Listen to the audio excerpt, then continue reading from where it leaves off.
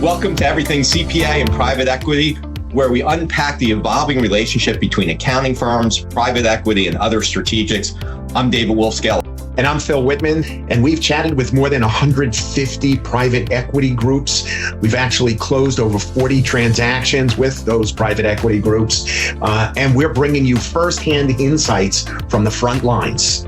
And whether you're exploring your first deal, putting your toe in the water, refining your strategy, we're here to guide you with real stories, expert advice, actionable takeaways. Let's dive in.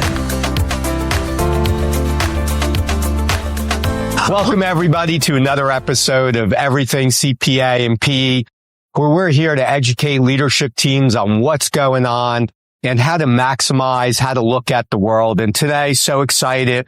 Another great guest here at AI CPA Engage in Vegas. We're having a good time here in our cabana. We have Suzanne Forbes of James Moore, the CEO, and we're very excited to have you. And thank you for spending some time with us. And Phil, I know you've known for longer, so why don't you do a quick intro and we'll get going. And what I could say, I'm not even sure how Suzanne and I connected, but I have every email, so I'll be sure to, after this, figure that out. But in any event, we started slowly. Again, it's about education. We always say, it's your life. And, I've had several meetings with Suzanne. We've helped a little bit on the talent arena, and just an amazing independent firm that's quite sizable, especially and in the Florida geography. But I understand from speaking with Priya last week that you actually have people in 22 different states. Yeah, it's changed. We had remote people prior to COVID, but they were people that were with the firm and needed to move for some personal family reason but didn't want to leave the firm. So they stayed on the firm and we started there. So when COVID hit, it was, within hours, we were, 100% remote. And we already had the systems in place, but then we did change our strategy to look for talent nationally. Yes. We're not really international. And so that's why we have she would know more than me how many states we have. So, which is really, really, exciting that you can bring that talent. And even though we have 5 physical offices in Florida, we have clients throughout the country because we are a very niche firm. So we try to build on niches. And so we have some national niches. And that brings an ability to have talent anywhere. You really need talent anywhere. Yes. So, but one thing we did do change recently in the last couple of years is we did say even our remote, when everybody went remote, we were like, oh, you don't ever have to come to the office. And we do at least require our remote people. Once a year, we have a firm-wide event with all employees, and we ask them to come, and then we encourage them to come 1 or 2 other times, a minimum, if they're not, meeting in groups or their teams in person, so that it just makes that personal connection. I always say, break bread and sit across the table and, get to know people at a different level. And for you and I, Suzanne, this is like that once in a year. We've known each other for well over a year now. Couple years. Oh, yeah, it has. Time really flies. But this is the first time we have an opportunity to be together in person. How short I really am. That's always the first thing when you meet somebody you've talked to for years on Teams or Zoom, and all of a sudden you meet them in person and you're like, oh, you're really taller. Okay. Yes, you're really tall. Wow. 6'5". They usually don't say you're really short, Suzanne, but I'm a 5'1" on a good hair day. So. Well, that was my daughter's goal, to make it to 5'1", and she didn't quite make it. So, let's talk about, as an independent firm, and I think as a leader, right, having a vision is so important, right? And, firms without a vision, how do you know where to go? So why don't you share your vision and really how that impacts the firm? Sure. And I had a partner, and I won't say his name, but he knows who he is. And every meeting we would get into, he'll figure it out. Yes, he will. Every meeting we would get into, the conversation would be, what's our vision? What's our vision? And I kind of at first was a little aggravated. I'm like, come on, you're an owner. You should have the vision and stuff. But I listened to him, and I'm one of those people, if you give me a throwdown, I'm gonna rise to the occasion. And did a survey and realized the majority of our partners didn't know what our vision was or had questions or confusion. And so that was my as the CEO of the firm, said, okay, I got to fix this. If our partners don't know what our vision is, how can our team members or anybody else know? Even our clients. I share our vision with our clients too. I want to bring them into the fold. I mean, a lot of times I'm dealing with business owners and they're asking me, how are you running your firm? What challenges? And so a lot of times I'm sharing the CEO stuff that I'm doing with clients. That is awesome. And David, I haven't heard anyone else share something like that with us. That, I share my vision with our clients. Yes, all the time. I think that probably only makes you and your clients even, closer. Yeah. Well, I think they need to know, I mean, particularly if they're, part of the vision. So we did work with a consultant, went through the strategic planning, but we really, really focused on the vision. And, so, I mean, it's 4 sentences long, but it's industry focused advisory services using innovation technology with, profitable clients, good client experience, quality of life. That's my shortened version. Yeah. So I have it tattooed. I was going to say, wow, that just like rolled. Every meeting. And that's great that you start with it at every meeting. David had used to make me end every meeting with a certain thing. And I said, I'm getting tired of saying this. He goes, you know what? You say it a lot, but those people don't hear it as much, but you have to keep saying it and saying it and saying it. And I think you said before we even started, something like say something 7 times. Yeah, and actually, Pascal, this session I was in at Here and Engaged before I came in, he said it. You have to tell somebody something 7 times before they remember. And we send an email and we expect people to remember, and we know they're not going to remember. So the partners have heard it more than 7 times, the team members, but really going to that vision. But what helped it was that once we narrowed down on that vision, and we start every meeting with it. And then we litmus test anything we do. Okay, how does this tie back to our vision? And, what's our steps that we're taking over the next 3 to 5 years, and nobody knows what we're going to do after a year, 60 days at this point, it's changing so quick, but you got to have some idea. Then we narrow it down. We use, the EOS system, and we use 90-day income rocks, and we'll kind of keep building those quarterly rocks, but it all ties back into the vision. What are we doing to move that vision? And what are the strategies below that vision? Whenever anybody tells me the vision is on the X drive, I know they don't know the vision. It has no impact on the firm, except for it was a wonderful day. And so I love that it becomes a filter for the decisions. And that is awesome. And so why don't you also share, how do you keep it fresh? Because, I think we had the president of New York State Society on before this, and he was talking about how fast things are changing relative to even a couple of years ago. So how do you keep reinforcing and refreshing as appropriate? Well, and actually, I think what we're doing is we're breaking that vision down into subvisions. So, for example, we had the advisory, and so we have an advisory vision that ties into that. And client experience, everybody's talking about client experience. I mean, pretty much, and we're focused on that. So now we have the client experience vision that ties back in. So I think the way you keep it fresh is you're constantly looking at that vision, and not that you have to change the vision, but you change where you are in your journey on that vision and what steps and what progress you've made and how you get to the end of that vision. And again, in the beginning, I was kind of like a vision statement, let's do it and we'll put it away. And I really didn't give it the value and the weight that I'm seeing from it now, because we are living it.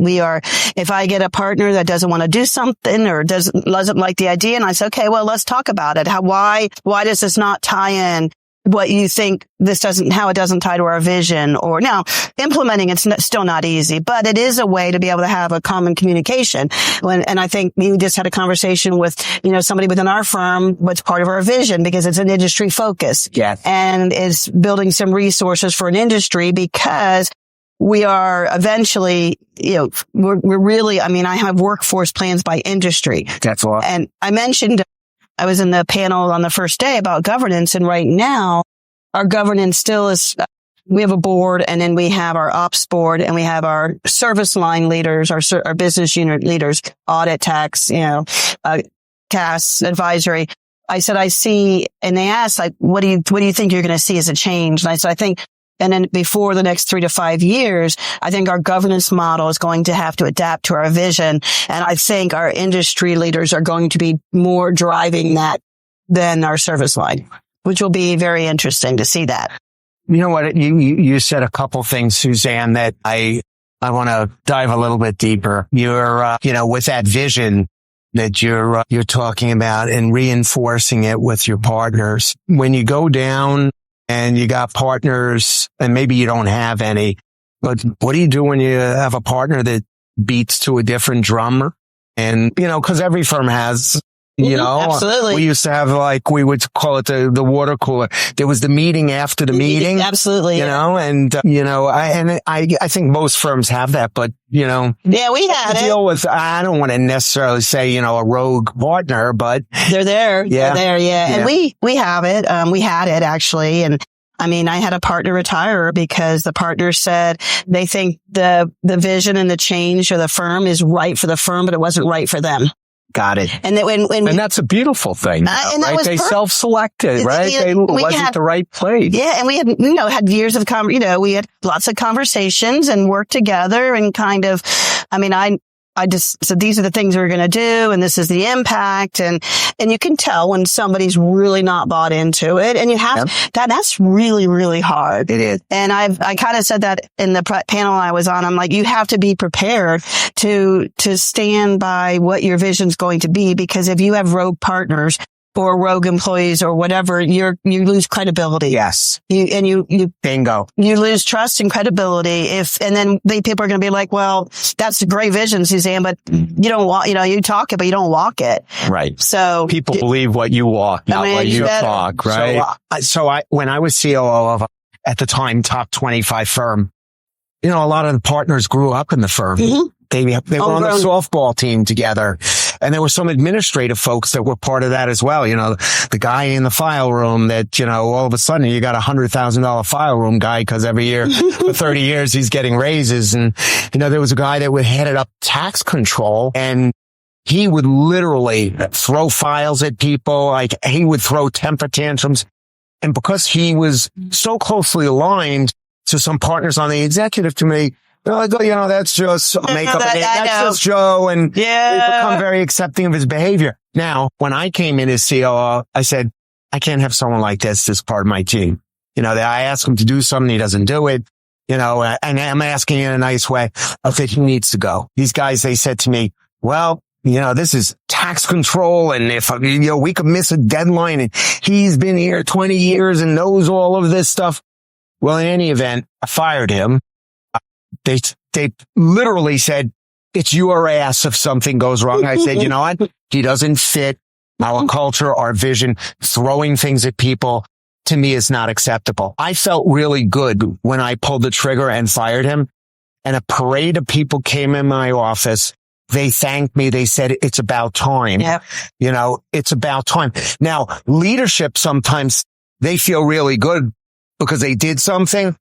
But when your people tell you it's about time, there absolutely was an erosion of credibility that you had this rogue person that was allowed to exist in what otherwise was an amazing culture. Not only allowed to exist, actually was rewarded, right? Because they still got a raise. They still had more power.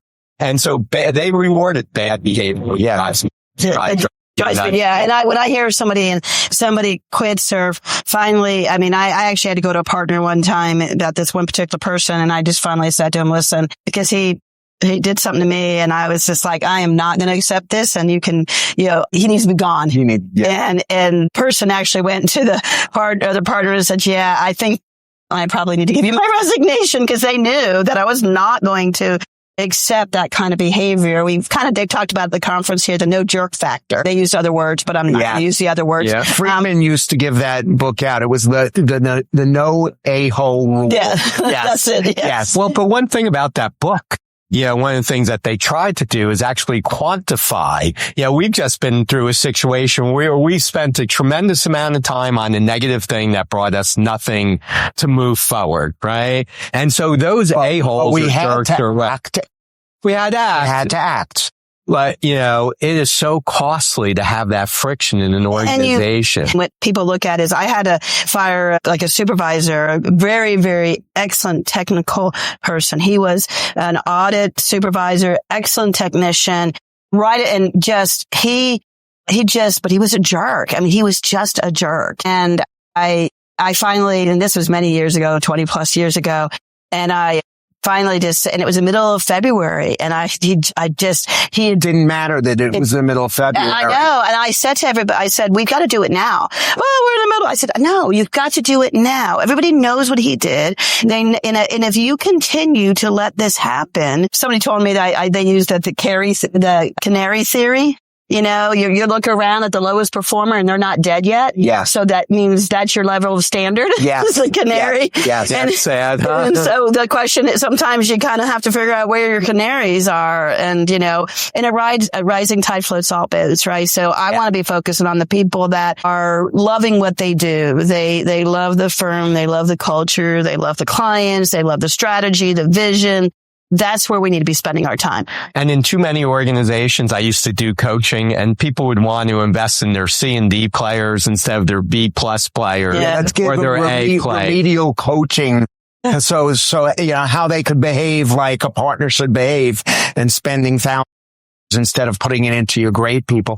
You know, Suzanne, I want to, since we were talking about governance, you know, and you were on that panel, you mentioned you have a board, an executive board, I imagine, and you're the CEO. Do they report to you, or do you report to them? Do they elect you? Are you a member of that board? Tell us a little bit about your governance. So I did a complete revision of this 2 years ago, because our governance structure we were governed by office, which, to be a $55+ million firm with people in 22 states and clients all over, you know, governing by office. We had gotten rid of office financials a long time ago because we knew the bad behavior it created. Yes.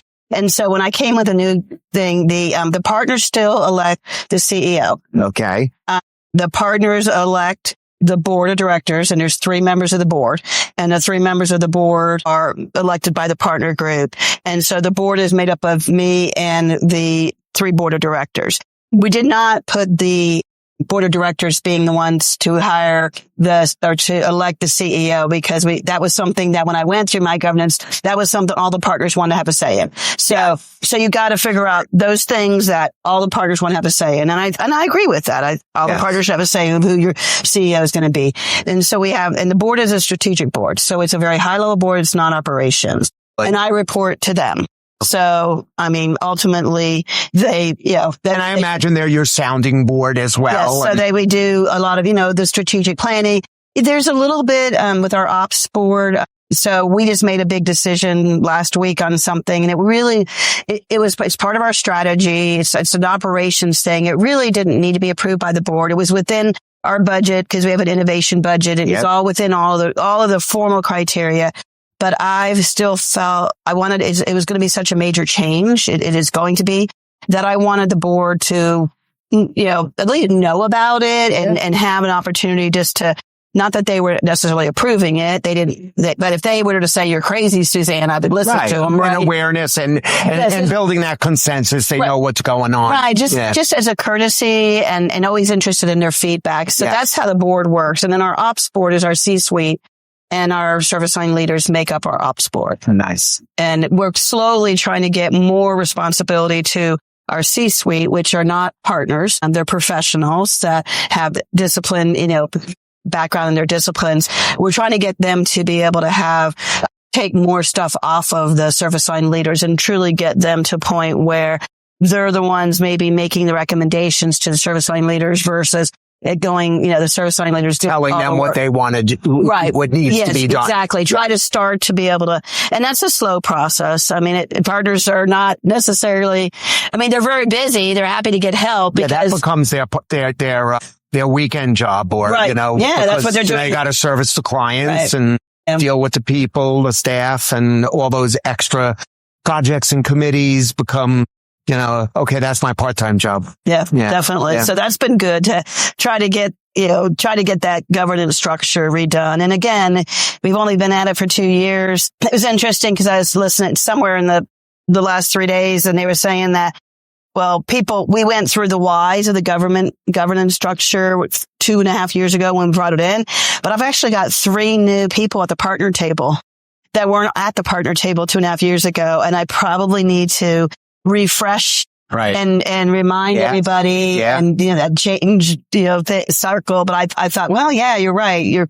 They said 5. If you look at, and I've got to get our chief growth officer chief people officer look at this, but they said what percentage of people in your firm today were not with you 5 years ago? And that's a great statistic. And believe it or not, the statistic is something like 60% we're probably not with you 5 years ago. So something you told everybody about 5 years ago, or lived through it, the whole history, they don't know. It's funny. I have one of those picture frames on my desk of the team. And I was looking at it the other day. I was like, he's no longer here. And I was surprised how many people. So maybe. Yeah, you don't really. And how many new people. The people are added to the table. And so as we wrap this up, one question, how do you use that vision in the recruiting process, or do you use it in the recruiting process? And are people excited to hear it? So when we're most of the people that I talk to are going to be higher up people that I'm talking to, usually maybe a senior manager or higher level throughout the departments. We just recruited a senior manager for our growth department, our practice growth. And so I typically get to interview them because I feel like it's very important that they meet the CEO and they understand the firm's vision. And so I absolutely spend time on that vision with them. Now, new graduates out of college, you know what they care about? What I cared about when I graduated from college? A job. Okay. So we, realistically, we might say, vision's important and all that kind of stuff. They want to know what they're going to get paid and how much they have to work and, what are my benefits? What the benefits? I mean, the hour requirement. That's what I wanted. Right. Yeah, that's what I wanted. I mean, I was just really happy to get a job, right? Yeah. That's what I do an orientation. All our new hires go through orientation, and I go through our firm's vision and strategy in that orientation. And so if I either do it live on Teams or I have video recorded if I can't make it for some reason, I think it's really important.